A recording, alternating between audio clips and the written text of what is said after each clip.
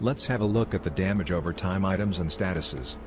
We'll start with Poison Dart and Poison Strike. You poison Valerians causing damage over time, a green toxic logo appears underfoot and a green vial appears as a status icon. It's the only dot that stacks.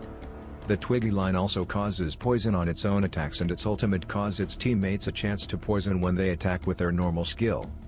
It's very strong especially in the PvE world, it's a requirement in survival mode and it's also very strong in the higher level dungeons as it helps stick down their large health bars. Then we have Burn and Burn All.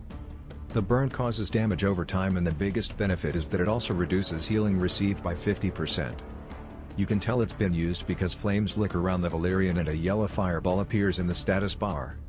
The Dots line has a chance to burn on hit. Similarly the Kuka line burns on crit, which is strong due to its high crit ratio. Be careful when you are coming up against Marcus, who's one of the two starting champions, as he causes his team to be immune to burn. Finally Bleed and Bleed All cause Valerians to bleed.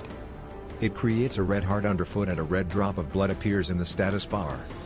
The legendaries Shrapnel and Griffin can cause bleed. The biggest beneficiary of this is the Jitters line who can also cause bleed but also hits any opponents afflicted by bleed twice. So it can create very strong combos.